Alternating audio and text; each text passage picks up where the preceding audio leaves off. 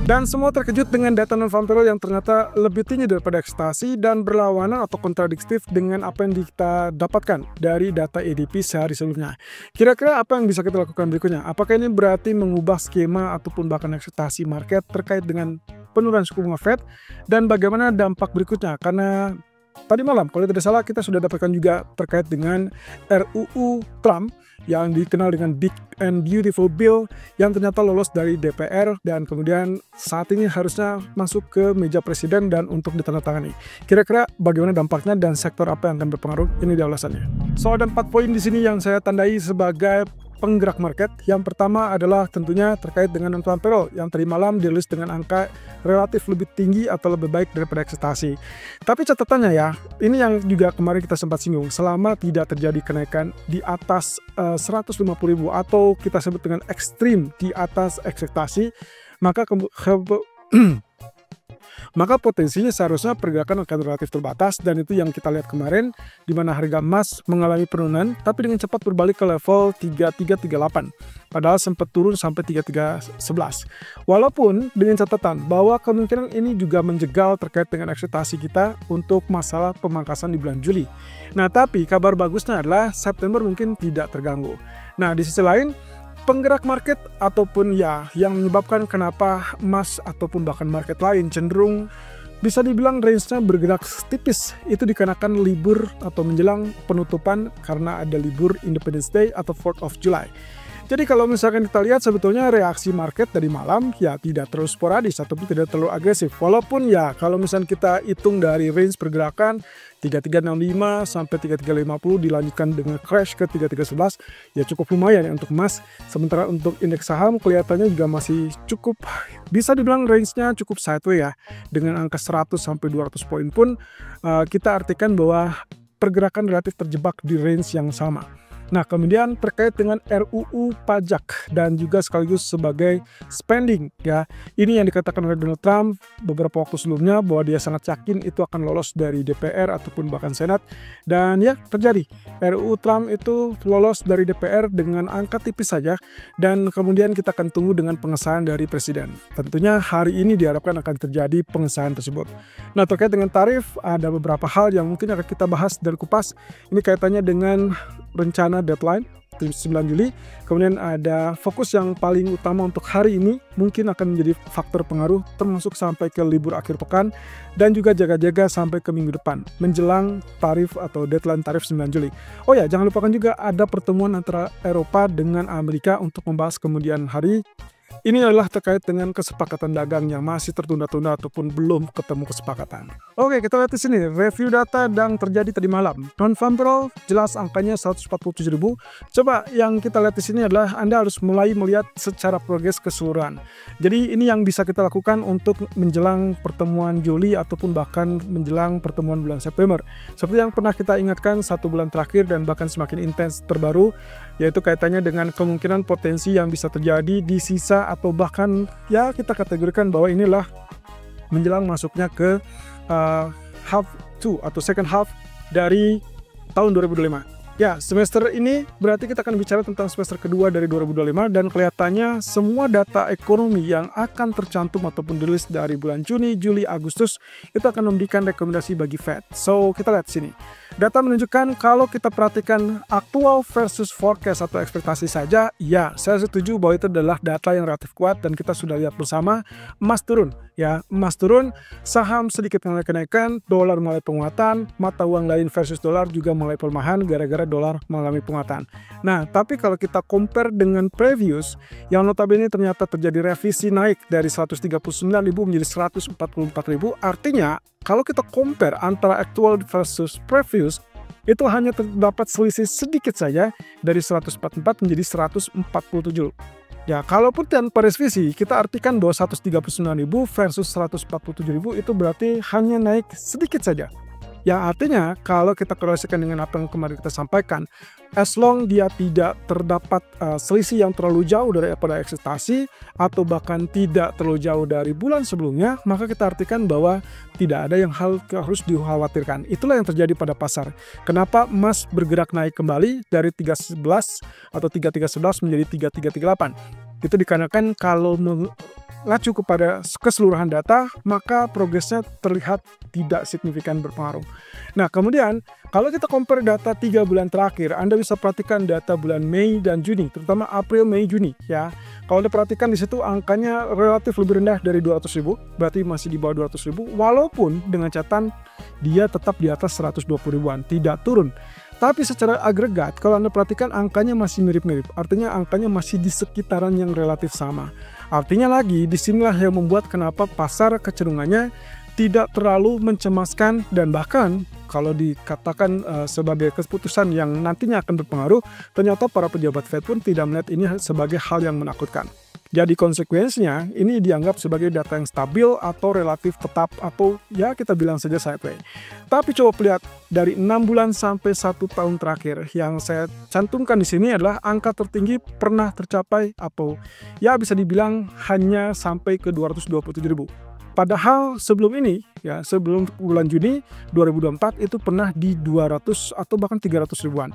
Dan kalau kita lihat dari sepanjang 1 tahun terakhir, artinya kita melihat kecenderungan melambat. Dan melambat inilah yang dibutuhkan oleh Federal Reserve supaya mereka bisa bertindak sesuai dengan apa yang terjadi pada kondisi pasar tenaga kerja. Namun ada catatan juga dari Raphael Bostic dari Fed yang mengatakan bahwa sebetulnya kalau melihat dari data-data pekerjaan atau dalam hal ini adalah non-farm payroll, sebetulnya mereka sudah mencapai target yang diinginkan oleh Fed. Jadi fokus berikutnya adalah lebih kepada inflasi. Tapi secara keseluruhan intinya adalah yang ingin saya sampaikan di sini, Anda bisa lihat secara keseluruhan data ekonomi kecenderungannya progresnya cenderung mendukung untuk penurunan suku bunga. Itulah sebabnya peluang cut rate di bulan Juli memang minim, tapi peluang cut rate di bulan September itu malah jauh lebih besar dan kemungkinan sangat potensial untuk terjadi. Jadi intinya sih dari sini kita tinggal melihat data-data berikutnya sampai at least rilis dalam bulan Agustus. Jadi kalau kita lihat dari CME Fed Watch Tools pun itu kemungkinan akan mendukung untuk pemangkasan tersebut. Nah, kita lihat di sini laporan NFP kalau kita lihat diurutkan berdasarkan komponen-komponen yang ada. Yang saya sorot di sini adalah angka partisipasinya. Tingkat partisipasi yang Anda bisa lihat di situ 62,3% versus previousnya 62,4%. Artinya terjadi penurunan. Artinya lagi, kalaupun misalkan terjadi lonjakan ataupun kenaikan kemarin, sebetulnya itu bukan karena kenaikan yang signifikan, melainkan karena angka partisipasinya saja sedikit lebih turun. Nah, kemudian juga lihat dari upah rata-rata per jam, basis bulanan ataupun basis tahunan yang ternyata angkanya relatif lebih kecil daripada ekspektasi, termasuk juga turun jika dibandingkan previousnya. Nah, ternyata selidik punya selidik yang kita dapatkan di sini adalah tabel yang menunjukkan angka yang membuat kenapa angka dari non-farm payroll bulan Juni itu tetap berada di 140 ribuan. Itu karena adanya perekrutan di tingkat negara bagian ataupun lokal atau domestik, istilahnya daerah ya. Ini ternyata lebih besar dan fokusnya adalah di masalah atau di sektor pendidikan. Anda bisa lihat di tabel situ, ternyata dia lebih besar dibandingkan sektor-sektor lainnya. Jadi ya sangat wajar kalau misalkan diasumsikan ini terjadi sedikit lebih kuat dibandingkan dengan private sector yang kemarin yang dirilis dari ADP. Nah, tapi lagi-lagi CME Fed Watch Tools kalau kita pertimbangkan, maka ini hasilnya teman-teman. Ini adalah pandangan market setelah non-farm payroll rilis. Yang kita lihat di sini Juli kemungkinan 95% akan unchanged alias tetap, sehingga sangat minim rasanya untuk kemungkinan terjadi pemangkasan semua. I don't know, mungkin saja kalau misalkan di tanggal 15 Juli mendatang ternyata kita dapatkan CPI yang relatif lebih rendah daripada ekspektasi. Tapi seberapa rendah? Agaknya mustahil untuk mendapatkan angka CPI di bawah 2% langsung tiba-tiba turun dengan sangat drastis. Jadi kita coba realistis. Intinya di bulan Juli agak minim kesempatan untuk melakukan pemangkasan suku bunga dari Fed. Tapi coba lihat di September angkanya relatif ada di 65%. Walaupun ini minusnya atau negatifnya adalah dia turun dari prospek yang sebelumnya 71% sebelum data non-farm payroll, ternyata setelah non-farm payroll 65%. Turun sedikit saja. Tapi pada dasarnya kalau kita lihat dan kita bandingkan antara Juli versus September, maka dari CME Fed Watch Tools itu masih menunjukkan indikasi bahwa September masih sangat mungkin untuk melakukan pemangkasan suku bunga. Nah, berarti apa yang dikampakkan oleh Powell ini kaitannya dengan data CPI ataupun non-farm payroll dari Juni, Juli, dan Agustus. Kemungkinan kita akan dapatkan kesimpulan yang paling realistis untuk Fed ke depan. Berarti mau tidak mau yang akan kita perhatikan ke depannya adalah data CPI, kemudian data non-farm payroll berikutnya, sampai at least ke rilis data bulan Agustus. Dan itu berarti ya mau tidak mau mereka akan memutuskan kesempatan itu adalah di bulan September. Oke, kita lihat di sini RUU dari masalah yang kita nanti yang sebetulnya itulah skenario politik, drama politik, apapun yang terjadi di dalam internal politiknya, dan ternyata hasilnya tetap saja diloloskan. Oke, yang saya soroti di sini adalah teman-teman, hasil votingnya menunjukkan 218 setuju, 214 menolak. Dan di antara 214 orang yang menolak itu ternyata terdapat 2 orang dari internal Partai Republik yang menolak atau membangkang dibandingkan mayoritasnya. Ya, selik ternyata alasannya juga relatif kepada janji mereka. Janji politik yang saat disampaikan waktu kampanye kemarin, mereka berjanji untuk tidak memangkas yang namanya healthcare. Ya, saya rasa ini akan menjadi polemik ke depan karena posisinya sampai saat ini juga masih tidak jelas apa yang dilakukan oleh Trump dan kenapa itu dilakukan.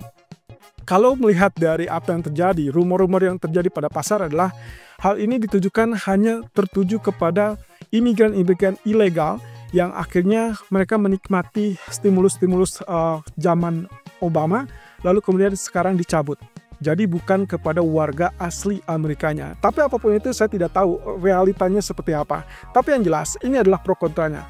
Dari masalah RUU tersebut terdapat signifikan terkait dengan pemangkasan pajak bagi orang kaya, sementara yang berpenghasilan lebih rendah itu justru terkena pajak yang lebih terasa. Dan bayangkan, dari hasil ini berarti kita bisa simpulkan atau mungkin mayoritas menyimpulkan bahwa ini berarti dipangkas untuk orang kaya dan itu menguntungkan orang kaya, sementara pembiayaan untuk masalah program-program pemerintah lainnya itu dibiayai hampir bisa dibilang ambil dari healthcare yang memang sudah berjalan. Artinya di sini Obamacare yang pernah dilakukan atau yang digagas oleh Obama atau di era Presiden Obama itu betul-betul dikuras ataupun dikurangi. Nah, hasilnya ternyata juga signifikan ya. Akan ada sekitar 12 juta warga Amerika yang dikatakan terancam berpotensi tidak akan mendapatkan bantuan kesehatan selama 10 tahun ke depan. Nah, kemudian juga ini kaitannya dengan pembatalan kebijakan energi bersih yang dicanangkan oleh Presiden Biden. Dan juga pendanaan baru tentunya terkait dengan rencana deportasi besar-besaran oleh Donald Trump yang memang itu disoundingkan sejak masa kampanye mereka. Dan lebih banyak belajar militer, saya rasa ini tujuannya balik lagi ya, banyak senjata yang digunakan atau bahkan mungkin ya bisa dibilang digunakan untuk membantu Ukraina di masa perangnya. Dan saya rasa ini pun akan memberikan tanda-tanda bahwa kondisi geopolitik ke depan kemungkinan masih akan sedikit membayangi, atau dengan kata lain mungkin abu-abu yang mungkin saja terjadi perpecahan ataupun tensi yang meningkat di beberapa waktu ke depan. I don't know, tapi yang jelas ini cukup masuk akal mengingat dengan biaya belanja militer yang juga cukup tinggi, termasuk kesepakatan mereka untuk masalah spending di anggota ataupun ya kita bilang terkait dengan blok barat yang diprakarsai oleh Amerika. Oke, kemudian juga yang ini yang paling sangat menyita perhatian pasar adalah kaitannya dengan potensi menambah utang negara sampai sekitar 3,3 triliun US dollar. Alhasil kalau kita lihat seperti ini, mungkin yang akan diuntungkan dan dirugikan tentunya kalau dari saham akan ada beberapa sektor diuntungkan, tapi juga di sisi lain ada yang dirugikan. Tapi kalau misalkan kita lihat ya utang atau tingkat utang negara, kalau misalkan sampai pecah seperti ini atau lebih tinggi lagi, maka yang akan menjadi problematik ke depan adalah weak dollar atau pelemahan US dollar. Untuk sementara waktu mungkin akan positif untuk US dollar dan juga untuk beberapa sektor saham. Tapi apakah itu akan bertahan lama? Kita belum tahu. Nah, siapa yang kira-kira diuntungkan dan juga siapa yang akan dirugikan? Tentunya yang diuntungkan adalah perusahaan. Seperti beberapa waktu lalu saya sempat menjawab pertanyaan dari salah satu penonton YouTube kami, yaitu kaitannya dengan apa yang terjadi pada saham kalau terjadi kesepakatan ataupun disetujuinya RUU tersebut. Oke, perusahaan. Kenapa perusahaan ini diuntungkan? Balik lagi dengan kondisi pajak. Pemangkasan pajak berarti juga termasuk pajak perusahaan. Berarti intinya adalah akan memberikan ya semacam mungkin stimulus untuk pendapatan mereka, pendapatan yang lebih besar, earning yang lebih besar. Berarti itu adalah konsekuensinya positif untuk pasar saham. Kemudian perusahaan bahan bakar fosil. Kenapa? Karena ini kembali lagi dengan menggunakan bahan bakar fosil yang tadinya clean energy yang digunakan oleh green energy di era Biden, ternyata itu dihapuskan dan akhirnya kembali lagi ke bahan bakar fosil. Saya rasa ini berarti harusnya kita akan dapatkan kesepakatan untuk memompa produksi lebih banyak, atau dengan kata lain untuk perusahaan-perusahaan domestik Amerika tentunya mereka akan mengebor lebih banyak minyak mentah dan hasil ini akan menekan harga minyak. Walaupun kedepannya mungkin ini akan menguntungkan bagi Amerika sendiri. Kemudian rumah tangga yang berpenghasilan tinggi, jelas ini yang disinggung oleh beberapa bagian ataupun beberapa pengamat kaitannya dengan pajak yang menguntungkan orang lebih kaya. Dan akhirnya pekerja yang menerima tip dan juga lembur. Mereka yang bekerja berdasarkan tip itu tidak akan dikenakan pajak. Jadi saya rasa mereka akan dapatkan keuntungan lebih banyak ya, atau penghasilan lebih besar. Nah, sementara yang dirugikan adalah sebaliknya, pekerja healthcare. Ya, ini pekerja healthcare karena memang otomatis dari sekian persen yang dicanangkan itu adalah diambil dari bagian atau proporsi yang memang khususnya untuk healthcare atau Medicare. Kemudian rumah tangga berpenghasilan rendah dan kemudian perusahaan energi bersih tentunya karena mungkin dikurangi atau tidak fokus lagi dengan clean energy, ya otomatis mereka akan lebih dirugikan. Dan terakhir adalah generasi mendatang, dikarenakan posisi dari tingkat utang negara yang berpotensi melonjak sampai 3,3 triliun berdasarkan data dari budget office ya di Amerika. Jadi kalau kita lihat di sini ada poin yang diuntungkan dan juga ada poin yang dirugikan. So akan berimbang di sana, termasuk juga pergerakan saham tentunya. Nah, juga yang tidak kalah menarik adalah kaitannya dengan masalah deadline tarif. So, progres yang sudah terjadi sampai saat ini, kesepakatan dari Inggris dan juga Vietnam, kita sudah bahas kemarin. Kemudian gencatan senjata atau truce dengan China. Kabar terbaru bilangnya adalah keduanya sepakat untuk mencabut pembatasan ekspor dari masing-masing tentunya ya. Amerika akan setuju untuk melonggarkan ekspor chip, sementara sebaliknya China itu akan setuju dengan ekspor rare earth mineral. Kemudian Jepang yang dikatakan sampai saat ini masih dianggap sulit dan belum terjadi kesepakatan. Ini juga yang menjadi ancaman terbaru bahwa Trump mengancam bisa saja Jepang itu dikenakan sekitar 30-35% dari yang sebelumnya resiprokal hanya 24%. Ya, kita lihat saja apa yang akan terjadi dalam beberapa hari ke depan karena deadline semakin dekat di 9 Juli. Termasuk pertemuan agendanya adalah Amerika dengan Uni Eropa di akhir pekan ini. Menurut rumor kelihatannya agak sulit untuk mendapatkan kesepakatan tersebut. Ya, kita tinggal tunggu saja. Kemungkinan dampak yang paling terasa adalah ke mata uang euro. Nah, terkait dengan rencana hari ini sampai ke beberapa hari ke depan menjelang deadline tarif, itu adalah pengiriman surat pemberitahuan kepada mitra dagang yang kemungkinan baru akan dimulai per hari ini, sekitar 10-12 surat dilanjutkan dengan susulannya beberapa surat kemudian. Nah, yang poin paling penting di sini adalah terkait dengan deadline, mengingatkan kembali kepada mitra dagang untuk segera berdiskusi ataupun mungkin mencoba melobi Amerika. Dan alhasil yang akan kita lihat mungkin ada ancaman di sini terkait dengan kalau tidak tercapai kesepakatan, maka tarif yang dikenakan bisa sampai 60-70%. Tapi kalau terjadi kesepakatan, mungkin tarif itu hanya ditekan sampai 10-20%. Kira-kira yang mana? Ini yang akan kita tunggu sampai nanti malam, kira-kira apa yang terjadi dan detailingnya seperti apa. Yang jelas tarif ini menurut Trump itu diagendakan untuk mulai dibayarkan oleh para mitra dagang tersebut ke Amerika mulai per 1 Agustus. Dengan catatan teman-teman, 1 Agustus ini bukan berarti kita mendapatkan delay dari 9 Juli ke 1 Agustus, melainkan mulai diresmikan atau diberlakukannya setelah 9 Juli, kemudian pembayaran resmi digunakan atau dilakukan di tanggal 1 Agustus. Sampai saat ini, Scott Bessent tidak mengindikasikan adanya rencana untuk penundaan. Kita lihat ke depan, apakah 9 Juli akan terjadi kesepakatan atau mungkin ditunda atau seperti apa. Yang jelas ini akan sangat berpengaruh pada sentimen market berikutnya sebelum tentunya kita lihat dengan data CPI. So, economic calendar yang saya catat di sini adalah economic calendar yang akan berpengaruh sepanjang bulan Juli. Lalu kemudian di sini tekankannya adalah di tanggal 9 Juli mendatang dan 15 Juli mendatang. Ada 2 poin utama di situ, agenda utama yang perlu Anda perhatikan, yang kemungkinan salah satunya atau bahkan keduanya akan sangat bersinggungan dengan dampak kebijakan moneter dari Federal Reserve di kemudian hari atau di pertemuan bulan September atau bahkan di pertemuan bulan Juli. Nah, agenda ini saya sudah rilis dan juga Anda tinggal simak lebih lanjut, baca lebih lanjut, pelajari lebih lanjut dari Instagram AgroDana Futures Official sore ini. So, untuk hari ini kita berarti sudah dapatkan agenda yang sudah kita tahu dan berhubung dengan libur Amerika, Independence Day, maka yang perlu saya ingatkan kembali, ke depan kita akan melihat deadline dari tarif, kemudian CPI, kemudian FOMC meeting. Nah, untuk nanti sore kita akan coba pantau lebih lanjut, kira-kira apakah emas punya kesempatan untuk berbalik lagi ke atas dengan ketidakpastian dari tarif, atau justru kembali dengan lanjutan penurunan. di live streaming sore ini.